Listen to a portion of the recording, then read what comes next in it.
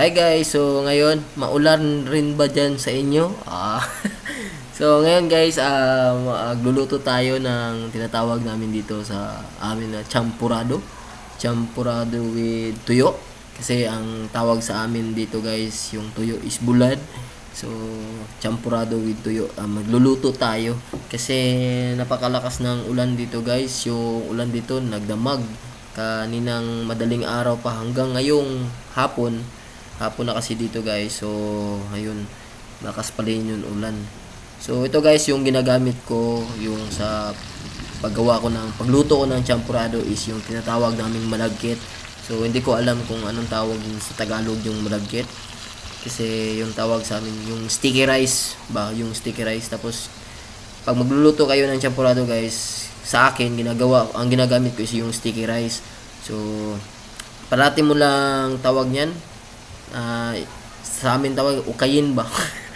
Tawag, haluin. Parati mong haluin kasi maluto yan guys, magtigas sa ilalim ng pan sa lutuan. Tawag namin sa amin Bisaya, magdukot. So yun guys. So yun, parati mo lang haluin para masarap yung luto. Tapos nilalagyan ko to nung guys, yung tawag namin sa Bisaya bahaw, yung kanin kagabi. Nilalagay ko sinasagol, hinahalo ko dito sa malagkit na bigas sa sampurado. Tapos nilagyan ko ng tableya. So maraming tableya dito guys sa amin dito sa Davao. Yung tableya namin kami lang yung gumagawa guys. So ayan guys, lalagay ko na sa lamisa kasi kakainin na namin. So ito guys, kakain na kami. Yung sa asawa ko guys, mahilig talaga yan sa yung champurado na may gatas. So nilalagyan ko ng gatas guys, yung tawag niyan yung Bear Brand. So kain tayo guys, may tuyo tayo dito, may tuyo, tsaka yung suka, tsaka champurado.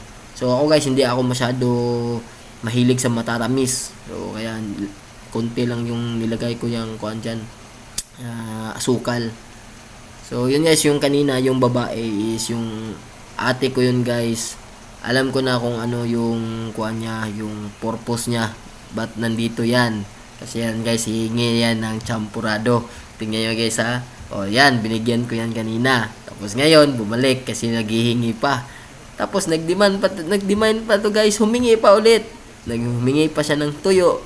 Kahit kalahati lang daw. So sinabihan ko, sige bibigyan kita to ng ulo. Ulo lang sa'yo. So ayun guys. Binigyan ko niya ng champurado tsaka tuyo. Tsaka humingi pa ng asukal. So ayun guys, masarap yung champurado sa kuan guys tuwing umuulan kasi mainit, tapos masarap, tapos yung alat ng tuyo tsaka yung tamis tsaka yung pait nung champurado nagko-combine. So masarap guys. So habang kumakain kami ni Mrs. ay ito, nakikinig kami ng music. So yun guys, umuulan rin ba dyan sa inyo? Kasi dito umuulan na. Yung kanta guys ba. So yun guys, maraming salamat sa panonood guys. So try nyo rin yung champurado kung umuulan sa inyo. Thank you guys.